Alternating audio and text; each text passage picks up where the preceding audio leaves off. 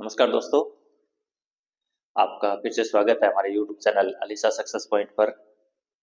दोस्तों, हमारी जो क्लास चल रही थी वो चल रही थी इंग्लिश एजेस से संबंधित मॉडर्न पीरियड में। एक क्लास हम इसकी पहले ले चुके हैं। आज जो हमारी क्लास होगी वो दूसरी क्लास होगी। इस क्लास के अंदर इंग्लिश एजेस के अंदर जो पीरियड आए मॉडर्न एज के बाद उनका जो प्रभाव रहा, संक्षिप्त रूप में छोटे से रूप में आज हम इस क्लास में उनका अध्ययन करेंगे। जैसे रिफॉर्मेशन, रिनेसा, ग्रेवयार्ड पोएट्री, इस प्रकार के अनेक छोटे छोटे मूवमेंट थे जिनसे महत्वपूर्ण प्रश्न है वो परीक्षा में लिए जाते हैं। तो आइए शुरू करते हैं आज की क्लास।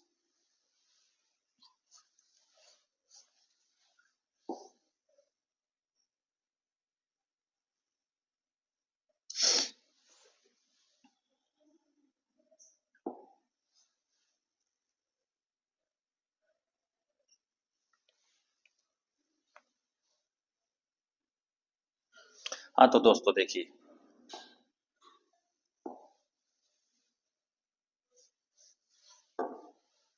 पहला था रिनेसा। रिनेसा को हमने एलिजाबेथन एज के अंदर डिटेल से पढ़ा था। इसका अर्थ होता है पुनर्जागरण। पुनर्जागरण का साहित्य कैसा था, उसमें क्या हुआ था, वो हम इस चैप्टर में पढ़ेंगे। तो रिनेसा लिटरेचर, ये क्या है? पुनर्जागरण साहित्य। क्या होता है? पुनर्जागरण साहित्य।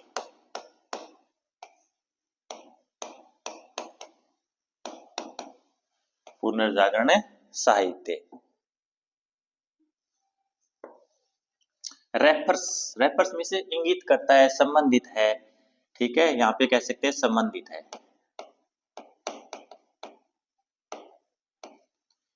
टू यूरोपियन लिटरेचर, यूरोप के साहित्य से। पुनर्जागरण का जो साहित्य था वो यूरोप के साहित्य से संबंधित है। विच मीन्स जो, वाज इन्फ्लुएंस्ड, इन्फ्लुएंस्ड में से प्रभावित था। क्या था?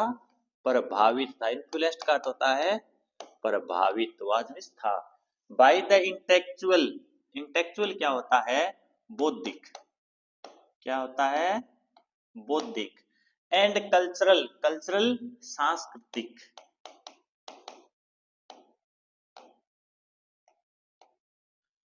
टेंडेंसीज, टेंडेंसीज होती है प्रवृत्तियां।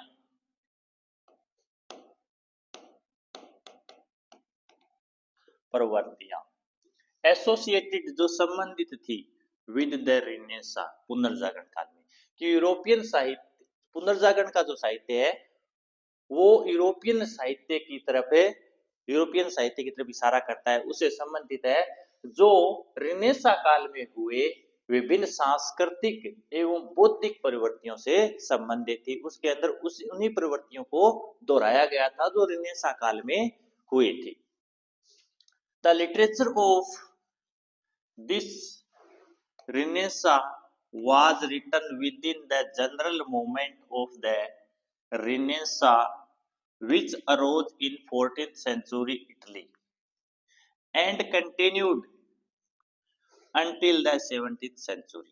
The literature of the Renaissance में से पुनर्जागरण का जो साहित्य था was written means लिखा गया था within the general movement, सामान्य आंदोलन के दौरान of the Renaissance, पुनर्जागरण के, which arose in 14th century, जिसका उदय 14वीं शताब्दी में कहा हुआ था? इटली में हुआ था। किसका उदय? पुनर्जागरण का। कि पुनर्जागरण का उदय 14वीं शताब्दी में इटली में हुआ था और लगभग 16वीं शताब्दी तक वो चलता रहा था। उसके दौरान जो सामान्य आंदोलन हुए थे, उन आंदोलन के दौरान जो साहित्य लिखा गया था उसको बोलते हैं रिनेसा साहित्य, renaissance literature. It is characterized, characterized में से विशेषता है, by the adoption, adoption means अपनाना, ग्रहण करना। क्या होता है? अपनाना या ग्रहण करना।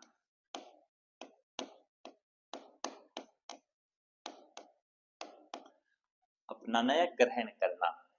ह्यूमनिस्ट, मानववादी, मानवतावादी।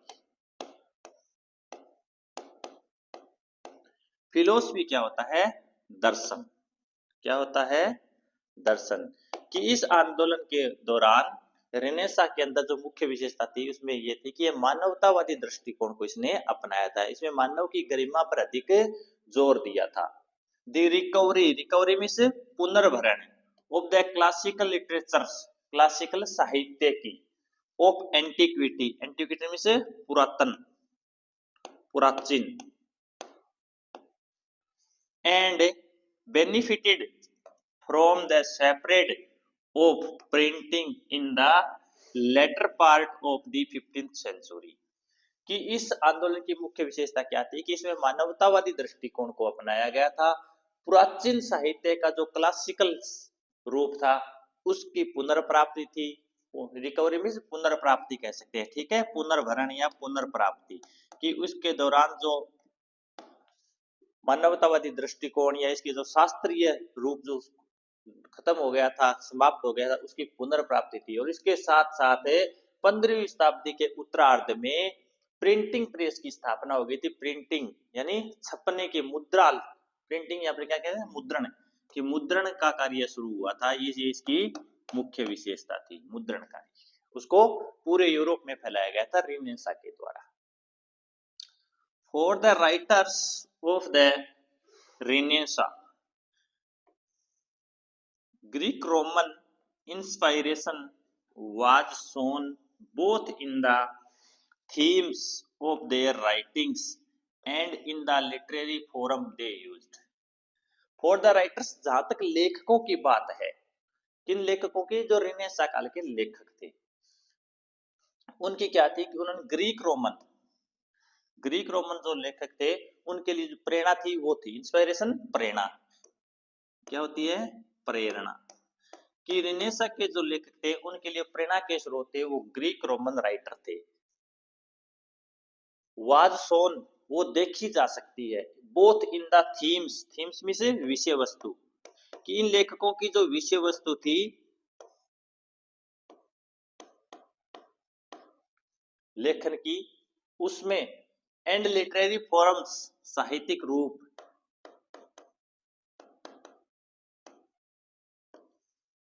साहित्यिक रूप या शैली, कि इन्होंने लिखने की जो शैली या साहित्यिक रूप अपनाया वो, और इनकी जो विषय वस्तु थी उनके लिए प्रेरणा स्रोत थे वो ग्रीक रोमन पोइट थे।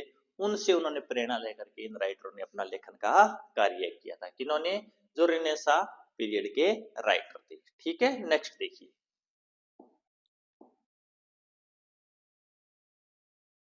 आगे देखिए, द अर्लीस्ट रिनेसां लिटरेचर, अर्लीस्ट में से प्रारंभिक, सर्वप्रथम, रिनेसां काल का जो प्रारंभिक काल था उस समय का जो साहित्य था, अपीयर्ड में से प्रकट होता है, दिखाई देता है, इन इटली, इटली से, इन द 14th सेंचुरी, 14वीं शताब्दी में, कि प्रारंभिक जो रिनेसां साहित्य था वो 14वीं शताब्दी के अंदर इटली में देखा जा सकता है। उसकी शुरुआत इटली से हुई थी रिनेसां मूवमेंट की, और लेखन कार्य भी वहीं से शुरू हुआ था। Dante, Petrarch, Boccaccio, Machiavelli and Aristo are the notable examples of Italian Renaissance writers. Notables क्या होता है? उल्लेखनीय, योगदान देने वाले, उल्लेखनीय, कि दांते, पेट्रार्क, बोकाशियो, मैकियावली, अरिस्टो है वो रिनेसां लेखक थे। उनमें से कुछ उल्लेखनीय नाम है, इन्होंने रिनेसां के अंदर अपना महत्वपूर्ण योगदान दिया था।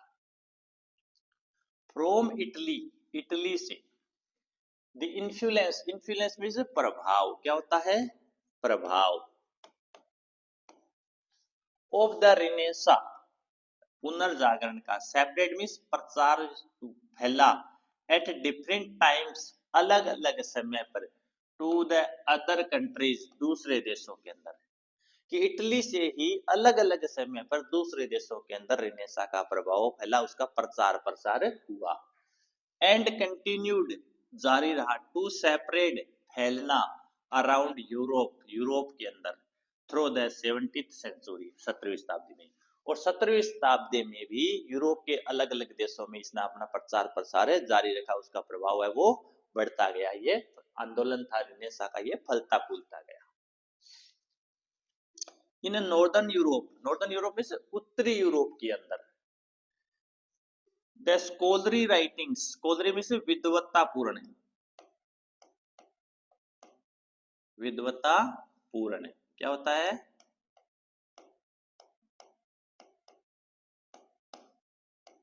राइटिंग मीन्स लेखन कार्य ऑफ इरास्मस, किसका? इरास्मस का। उत्तरी यूरोप के अंदर इरास्मस का जो विद्वतापूर्ण लेखन कार्य था, the plays of Shakespeare, Shakespeare के प्लेज थे, नाटक थे। The poems of Edward Spenser, Edward Spenser की जो कविताएं थी। And the writings of Sir Philip Sidney, और सर फिलिप सिडनी का लेखन कार्य में बी कंसिडर्ड, समझा जा सकता है, रिनेसा इन करेक्टर्स, वास्तविक अर्थों में, कि इन लेखकों के जो कार्य थे उनके अंदर हमें वास्तविक रिनेसा के दर्शन होते हैं। वो इन लेखकों का जो का लेखन था वो वास्तव में रिनेसा से प्रभावित था, पुनर्जागरण से प्रभावित था। किनका? इरास्मस का, शेक्सपियर का, एडमंड स्पेंसर का और सर फिलिप सिडनी का। इन्होंने उत्तरी यूरोप के अंदर अपने विद्वतापूर्ण लेखन कार्य से रिनेसा को आगे बढ़ाया था। आगे देखिए, विलियम कैक्सटन 1422 से 1491, ये उनका कार्यकाल था, जन्म से लेकर के मृत्यु तक का। किसका? विलियम कैक्सटन का। वाज एन इंग्लिश मर्चेंट, वो एक अंग्रेज व्यापारी थे। मर्चेंट में से व्यापारी थे। डिप्लोमेट, राजदूत होता है, या राजनयिक कह सकते हैं उसको, राजदूत या राजनयिक।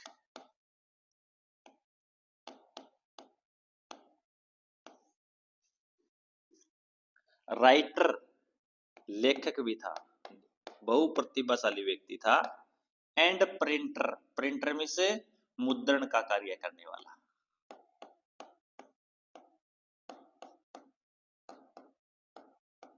कि विलियम कैक्सटन जो व्यक्ति था वो एक अंग्रेज व्यापारी, राजनयिक, लेखक और मुद्रण का कार्य करने वाला व्यक्ति था। ही इज थॉट, उसके बारे में सोचा जाता है, टू बी फर्स्ट, कि वह प्रथम व्यक्ति था, इंग्लिशमैन, अंग्रेज व्यक्ति था।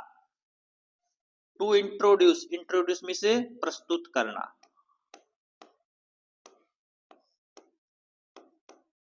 प्रिंटिंग प्रेस, मुद्रण छपाई घर, मुद्रण या छपाई कारखाना कह सकते हैं, मशीन, छपाई कारखाना बोल सकते हैं, ठीक है। इनटू इंग्लैंड इन 1476, कि ऐसा सोचा जाता है कि उसने ही सर्वप्रथम इंग्लैंड के अंदर 1476 के अंदर छपाई घर की स्थापना की थी। छपाई को या प्रिंटिंग को इस्टेब्लिश किया था, इंट्रोड्यूस किया था। किसने? विलियम कैक्सटन ने। किसने? विलियम कैक्सटन ने, जो एक अंग्रेज व्यापारी था, राजदूत भी था, लेखक भी था और मुद्रण कार्य में अग्रणी व्यक्ति था। कौन? विलियम कैक्सटन, ठीक है। चलिए नेक्स्ट देखते हैं। नेक्स्ट है रिफॉर्मेशन पीरियड, पुनर्सुधार युग। रिफॉर्मेशन क्या होता है? सुधार आंदोलन भी इसको बोलते हैं,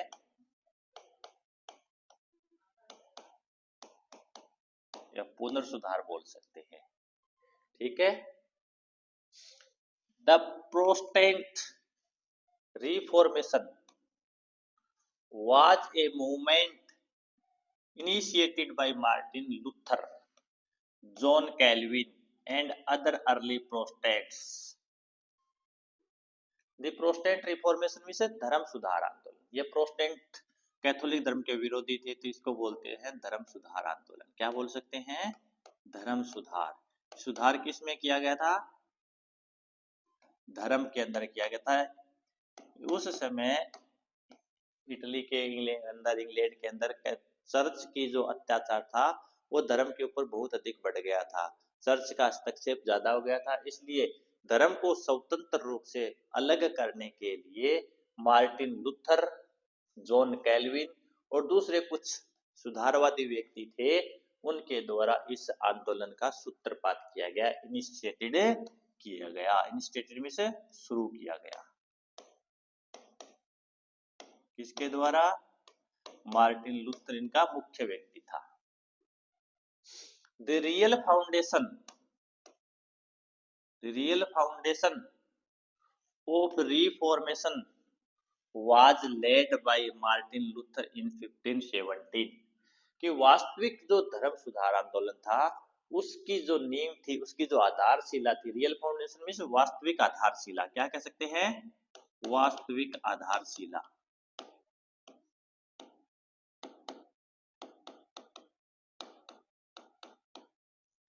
वाज लेड मींस रखी गई थी बाय मार्टिन लूथर इन 1517 में, कि वास्तविक रूप से धर्म सुधार आंदोलन की शुरुआत है वो 1570 में मार्टिन लूथर के द्वारा की गई थी। व्हेन हिज बुक, ये के आगे यहाँ भी देखते हैं, when his book the 95 thesis, 95 सिद्धांत, पुस्तक का क्या नाम था, द 95 थीसिस गॉट पब्लिश्ड, जब प्रकाशित हुई थी, कि जब उसकी पुस्तक 95 थीसिस पब्लिश्ड हुई 1517 में, उसके साथ ही वास्तविक धर्म सुधार आंदोलन की शुरुआत मानी जाती है। दो यद्यपि the movement challenged the autonomy of the Roman church, the movement means इस आंदोलन ने, चैलेंज मींस चुनौती दी थी, क्या दी थी, चुनौती दी, देना, चुनौती दे दी थी, किसको, दी ऑटोनॉमी, ऑटोनॉमी से सत्ता को, ऑफ द रोमन चर्च, रोम की चर्च के। वास्तव में यद्यपि इस सुधार आंदोलन ने जो रोमन चर्च थी उसकी जो सत्ता थी, उसका जो वर्चस्व था, उसको इसने क्या किया था, चैलेंज किया था, उसके अंदर कुछ सुधार करने के लिए चुनौती प्रकट की थी। इट सेपरेट, सेपरेट में से फैलना, क्रिश्चियनिटी, ईसाई, क्या होता है, ईसाई धर्म, उसके लिए नाम में लेते हैं Christianity, with its moderate approach, moderate में से आधुनिक, अप्रोच में से पहुंच, पहल, कि अपनी आधुनिक पहल के साथ इसने ईसाई धर्म का प्रचार भी किया था, चर्च की जो सत्ता थी, ऑटोनॉमी थी, उसको चैलेंज किया था। विलियम टेंडल, विलियम टेंडल ये व्यक्ति था, his services for promotion of Christianity reveals that, his services means उसकी सेवाएं, for the promotion, promotion means प्रचार प्रसार, किसका, क्रिश्चियनिटी, ईसाई धर्म का, रिवील्स मींस प्रकट करता है, दिखाता है, शो करता है, क्या होता है, शो करता है, दैट कि he was a great reformer of the 16th century in England, कि वह इंग्लैंड के अंदर 16वीं शताब्दी के अंदर एक महान सुधारक था, रिफॉर्मर, सुधारक, क्या था, सुधारक था, कि वह 16वीं शताब्दी में इंग्लैंड का एक बहुत बड़ा समाज सुधारक था, धर्म सुधारक था। एडमंड स्पेंसर, दूसरा नाम आता है एडमंड स्पेंसर का, 1552 से 1599 उसका जीवन काल था। उनकी पुस्तक थी his book the Faerie Queene, जो हमने पहले भी पढ़ी है, क्या नाम था, the Faerie Queene, reveals that, हमें दिखाती है, प्रकट करती है, रिवील्स का क्या होता है, प्रकट करना, दिखाना, दैट कि he was extremely and zealous critical of Roman Catholicism, he was, वह था, extremely में से अत्यधिक, क्या था, अत्यधिक, and zealous, zealous क्या होता है, उत्साही, क्या होता है, उत्साही, उत्साह से लेवरेज, जो से भरपूर, क्रिटिकल क्या होता है, आलोचक, क्या होता है, आलोचक, of Roman Catholicism, Roman Catholicism का, कि उसकी जो पुस्तक थी फेरी क्वीन, वो हमें स्पष्ट रूप से दिखाती है कि वह बहुत ही एक उत्साही और अत्यधिक रोमन कैथोलिज्म का क्रिट आलोचक था, आलोचना करता था। नेक्स्ट नाम आता है सर थॉमस मूर, क्या नाम आता है, सर थॉमस मूर। सर थॉमस मूर्स यूटोपिया, वो 1516 में लैटिन भाषा में लिखी गई थी और 1551 में उसका इंग्लिश में अनुवाद हुआ था, इंग्लिश में लिखी थी। थॉमस मूर की प्रसिद्ध पुस्तक का नाम क्या है? यूटोपिया है। क्या नाम है? यूटोपिया, जो 1516 में लैटिन में लिखी गई थी और 1551 में इंग्लिश में लिखी गई थी। क्या है? Is the image of island, is the image of island. Image में से प्रतिमूर्ति, चित्र ऑफ द आइलैंड, द्वीप समूह का, कि उसके अंदर एक द्वीप समूह का चित्रण है। वेयर, जहां पर ऑल रिलीजन्स, रिलीजन्स क्या होता है? धर्म, कि सभी धर्म आर ऑथोराइज्ड, मान्यता दी जाती है, अधिकृत होते हैं। ऑथोराइज्ड, अधिकृत या मान्यता देना, कि उस पुस्तक के अंदर बताया गया है कि सभी धर्म है उस इमेज ऑफ आइलैंड के अंदर अधिकृत है, मान्यता दी गई थी। एंड टॉलरेंस, टॉलरेंस क्या होता है? सहिष्णुता। क्या होता है? सहिष्णुता। इज द लॉ, लॉ क्या होता है? कानून। क्या होता है? कानून। कि उस पुस्तक में दिखाया गया है कि इमेज ऑफ आइलैंड एक ऐसी जगह है, जिस जगह का उस यूटोपिया नामक पुस्तक में वर्णन है, उसमें बताया गया है कि वहां पर सभी धर्मों को मान्यता दी गई थी और सहिष्णुता ही वहां का कानून था। किसकी पुस्तक में? सर थॉमस मूर की। और पुस्तक का नाम क्या है? यूटोपिया। ठीक है, चलिए नेक्स्ट देखते हैं।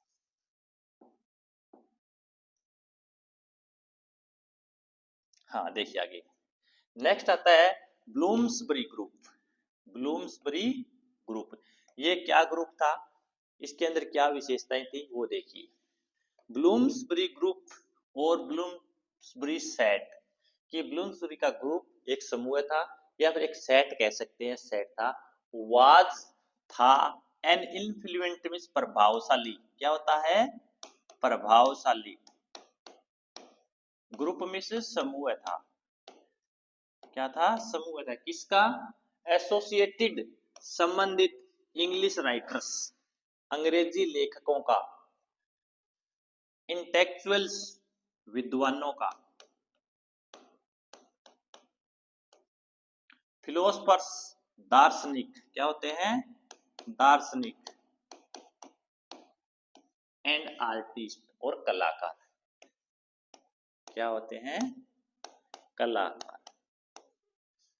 कि ब्लूम्सबरी ग्रुप या सेट था, वो इंग्लैंड की ऐसे प्रसिद्ध विद्वान व्यक्ति, लेखक, दार्शनिक, कलाकार व्यक्तियों से संबंधित, एसोसिएटेड में से संबंधित समूह था जिसने ये आंदोलन चलाया था।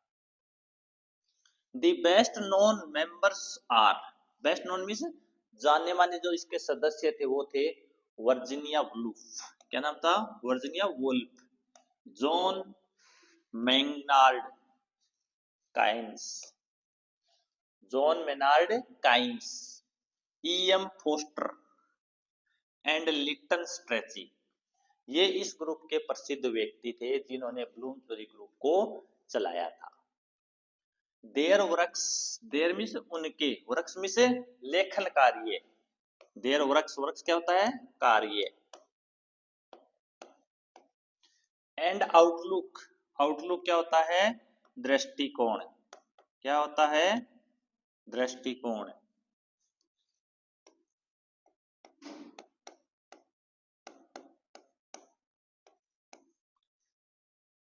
डीपली मीन्स बहुत गहरा, इन्फ्लुएंस्ड मीन्स प्रभावित था, लिटरेचर मीन्स साहित्य को, इन्फ्लुएंस्ड मीन्स प्रभावित किया,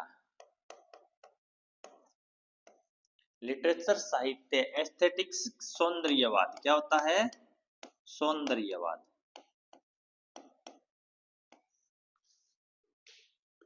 क्रिटिसिज्म, आलोचना,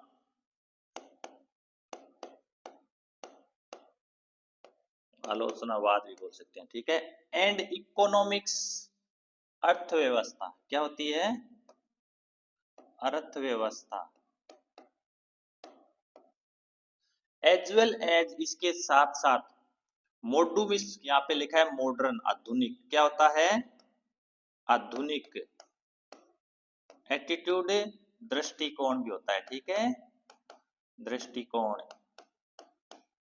टुवर्ड्स की तरफ, फेमिनिज्म नारीवाद, क्या होता है, नारीवाद, पेसिफिज्म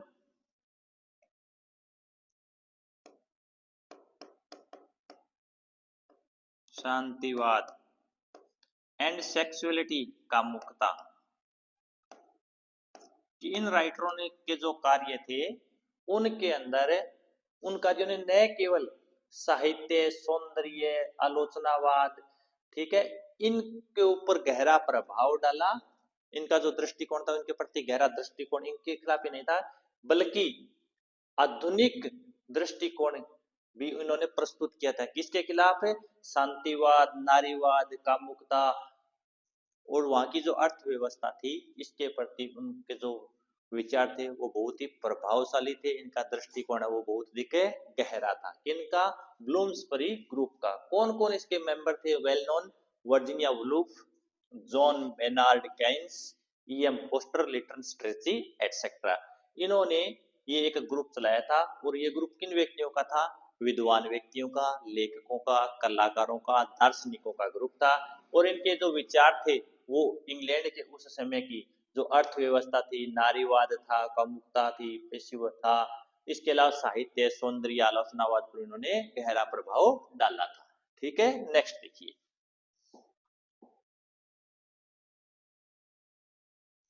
नेक्स्ट है इमेजिनिज्म। इमेजिज्म ये क्या होता है, बिंबवाद, क्या बोल सकते हैं इसको, बिंबवाद।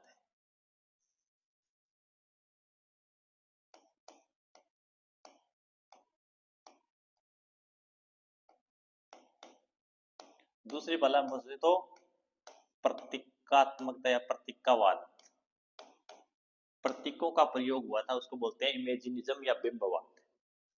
Imaginism was a movement in early 20th century Anglo American poetry that favoured precision of imaginary and clear sharp language।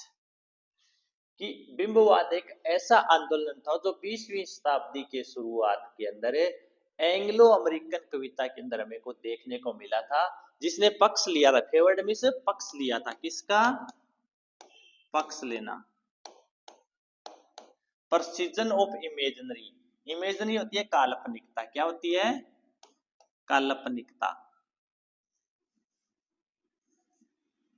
क्या होती है,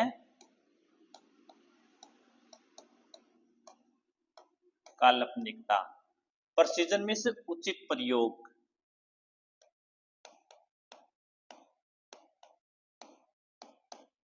या बोलते हैं सटीकता, क्या बोलते हैं, सटीकता।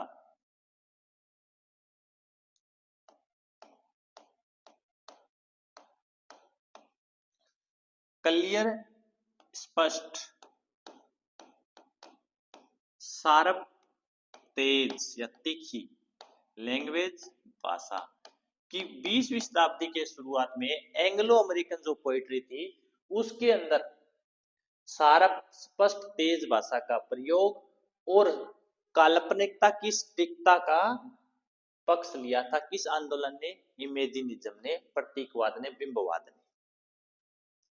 As a poetic style, poetic में से काव्य, क्या होता है, काव्य, और स्टाइल शैली, काव्य शैली के रूप में।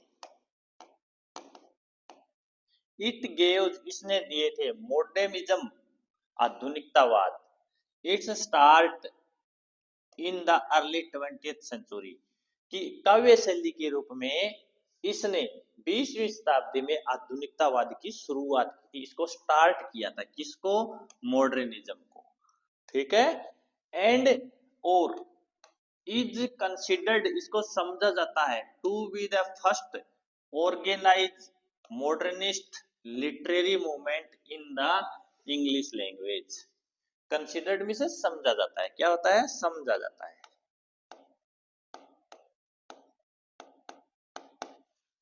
फर्स्ट पहला ऑर्गेनाइज्ड क्या होता है? संगठित। क्या होता है? संगठित। मॉडर्निस्ट आधुनिक। लिटरेरी साहित्य मूवमेंट आंदोलन की इन द इंग्लिश लैंग्वेज। और इसको अंग्रेजी भाषा के अंदर प्रथम आधुनिक साहित्यिक संगठित, प्रथम संगठित आधुनिक साहित्य मूवमेंट है, आंदोलन है, वो समझा जाता है। किसको? इमेजिनिज्म को। द इमेजिस्ट प्रतीकावादी। रिजेक्ट मीन्स अस्वीकार करना, नकारना। द सेंटिमेंट्स भावना। And discursiveness. डिस्कर्वेंसेज मीन्स पुराने ढंग का।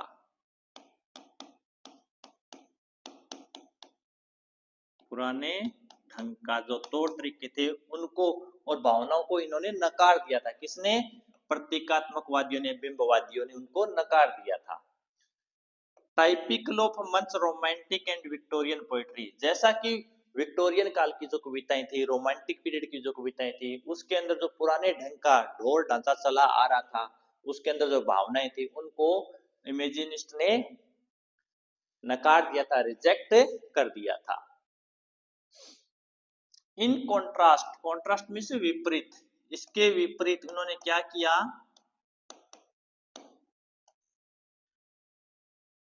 देयर कंटेम्परेरीज, कंटेम्परेरीज होता है समकालीन, उनके जो समकालीन थे, जो लेखक थे, जैसे द जॉर्जियन पोइट्स, जॉर्जिया के कवि थे, जॉर्जियन पोइट्स उनको कहा जाता है, जॉर्जिया के थे। वो were generally content, content means होता है संतुष्ट। क्या होता है? संतुष्ट। To work within that tradition, tradition क्या होती है? परंपरा।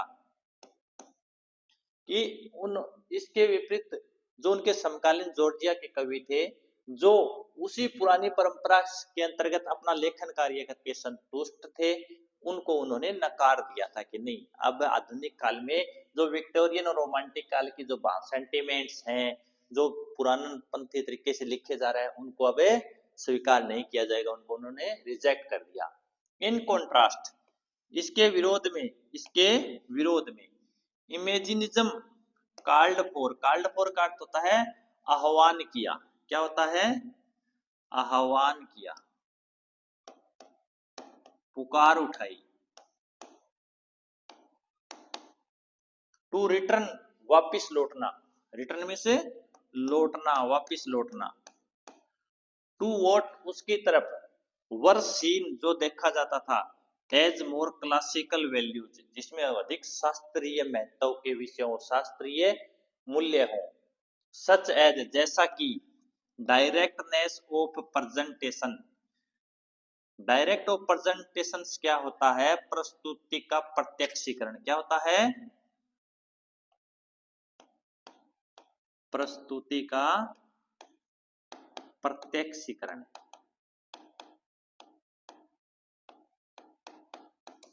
कि प्रस्तुत, प्रत्यक्ष प्रस्तुति का उन्होंने क्या किया? समर्थन किया। एंड इकोनॉमी ऑफ लैंग्वेज, भाषा की अर्थव्यवस्था को बनाए रखने पर उन्होंने जोर दिया। इकोनॉमी ऑफ लैंग्वेज, भाषा का सही प्रयोग, भाषा का सटीक प्रयोग या सही प्रयोग।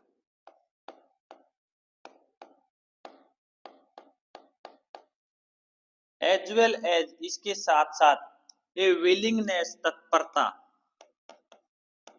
रेडीनेस, टू एक्सपेरिमेंट, प्रयोगों के लिए, विद नॉन ट्रेडिशनल, गैर पारंपरिक, गैर पारंपरिक वर्स फॉर्म्स, काव्य शैली, कि नो, गैर परंपरागत काव्य शैली के अंदर प्रयोगों के लिए तत्परता, भाषा का सही प्रयोग, प्रस्तुति का प्रत्यक्षीकरण, इस प्रकार के जो शास्त्रीय गुण थे, इसके ऊपर उन्होंने उनकी तरफ लौटने का आह्वान किया, इस पर और अधिक जोर दिया। Imagist use free verse, free verse होता है मुक्त छंद। क्या होता है? मुक्त छंद कि प्रतीकवादियों ने मुक्त छंद का प्रयोग किया था, इन्होंने फ्री वर्स का यूज किया था। Ezra Pound, DH Lawrence, Ezra Pound, DH Lawrence and Ford Madox, TS Eliot, American imagist, ये अमेरिका के प्रतीकावादी कवि थे। Amy Lowell, Amy Lowell are often associated with this group, ये इस ग्रुप से संबंधित थे, प्रतीकावाद से जुड़े हुए थे, बिंबवाद से जुड़े हुए थे। कौन कौन?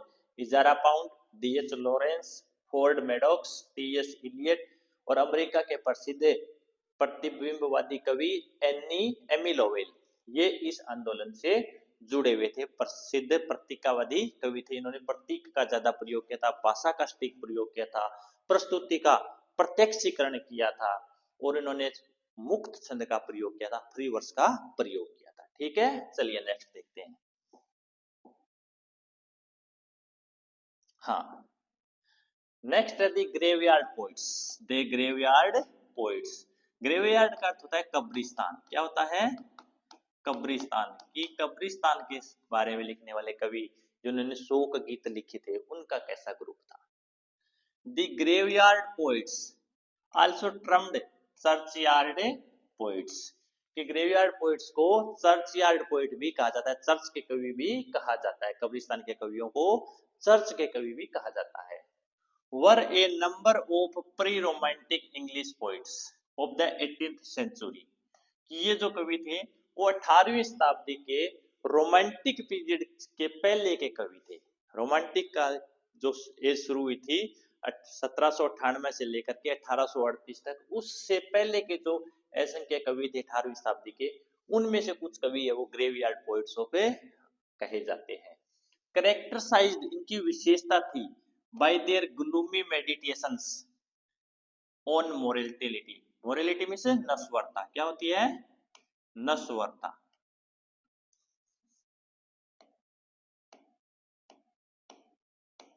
नश्वरता के प्रति ग्लूमी मेडिटेशन क्या होता है? नीरस ध्यान। क्या होता है? नीरस ध्यान। नीरस दृष्टिकोण बोल सकते हैं। ठीक है, कि इनका जो मुख्य दृष्टिकोण था वो था नश्वरता के प्रति नीरस दृष्टिकोण था। ये हमेशा उसके प्रति दुखी रहते थे। Moving beyond, moving beyond means दूर जा करके। एन एलिजी, शोक गीत। लेमेंटिंग, जो दुख प्रकट करने के लिए, विलाप करने के लिए गाया जाता था। ए सिंगल डेथ, एक मौत पर, कि एक मौत पर गाए जाने वाले जो शोक गीत होता था, उससे दूर जा करके दे स्पोक, उन्होंने बात की, वो अपने उन्होंने विचार प्रकट किए ऑन द फ्यूटिलिटी। फ्यूटिलिटी क्या होती है? निर्थकता। क्या होती है? निर्थकता। Material world, material life, material होता है भौतिक, और लाइफ जीवन की, उन्होंने भौतिक जीवन की निर्थकता के बारे में बात की। वो किसी एक मृत्यु के ऊपर, किसी एक व्यक्ति की मृत्यु पर शोक गीत लिखने के बजाय उनका जो दृष्टिकोण था वो था भौतिक जीवन की निर्थकता, निर्थकता के बारे में, फालतूपन के बारे में बात करना। एज द सेंचुरी प्रोग्रेस्ड, की जैसे जैसे शताब्दी आगे बढ़ी, ग्रेवयार्ड पोइट्री इंक्रीजिंगली बढ़ती रही, एक्सप्रेस्ड, व्यक्त करते हुए, a feeling for the Sublime and uncanny. Sublime सर्वश्रेष्ठ, सबलाइम से श्रेष्ठ, एंड अनकैनी, अनकैनी होता है पहुंच या अलौकिक, अलौकिकता, कि जैसे जैसे शताब्दी बढ़ती गई वैसे वैसे ग्रेवयार्ड पोएट्री थी वो भी आगे बढ़ते हुए अपनी सर्वश्रेष्ठ और अलौकिकता पर उसने अपनी भावनाएं है वो व्यक्त की। And an antiquarian interest, antiquarian interest in ancient English poetic forms and folk poetry. Folk poetry क्या होता है? लोक कविता। एंटीक्वेरियन मीन्स पुरातनपंथी, पुरातन, ठीक है। इंग्लिश पोएटिक फोरम्स, अंग्रेजी काव्य शैलियां, लोक कविता थी, अंग्रेजी काव्य शैली कविताएं थी जो प्राचीन काल में इंग्लैंड में प्रचलित थी, जो उनके प्रति जो प्राचीन इंटरेस्ट था उसको उन्होंने व्यक्त किया, इसकी तरफ उन्होंने इस मुद्दे को उठाया, अपने विचार व्यक्त किए। The graveyard poets are often recognised as precursors of the gothic literature genre, कि जो ग्रेवयार्ड पोएट्री के पोइट्स थे उनको ओपन रिकॉग्नाइज्ड मीन्स पहचाना जाता है, as the precursors, precursors means संरक्षक, क्या का समझा जाता है, संरक्षक, of the gothic literary genre, genre means होती है शैली की, गोथिक शैली के अंदर जो कविताएं लिखी गई थी, साहित्यिक विद्याएं लिखी गई थी, उनका संरक्षक ग्रेवयार्ड पोइट्स को माना जाता है। As well as the romantic moment, और इसके साथ साथ रोमांटिक मोमेंट के भी वो संरक्षक थे, उन्होंने रोमांटिक मोमेंट को भी संरक्षण दिया था। Thomas Parnell, Thomas Parnell, Thomas Percy, Thomas Gray, NLG written in a country churchyard, याद रखना। Oliver Goldsmith, William Cowper, James Macpherson, Robert Blair, William Collins, Thomas Chatterton, Mark Akenside, Edward Young, James Thomson are sometimes included as a graveyard poets, इनको graveyard poets of school में शामिल किया जाता है, जिसमें मुख्य नाम Thomas Parnell, Thomas Percy, Thomas Gray, Oliver Goldsmith, William Cowper, James Macpherson, Robert Blair, William Collins, ये है, ये मुख्य ग्रेवयार्ड स्कूल ऑफ पोइट से संबंधित थे, ठीक है। इन्होंने, इनका जो दृष्टिकोण था वो नश्वरता के प्रति निराशावादी था, और वे भौतिक जीवन की निरर्थकता पर बात करते थे, ठीक है। चलिए नेक्स्ट देखते हैं, ठीक है दोस्तों, आज की क्लास यहीं समाप्त होती है। आज की क्लास में हमने कुछ ऐसे आंदोलन जो आधुनिक युग में छोटे छोटे समय के लिए चले उनका अध्ययन किया। आशा करता हूं कि ये क्लास आपको अच्छी तरह से समझ में आई होगी।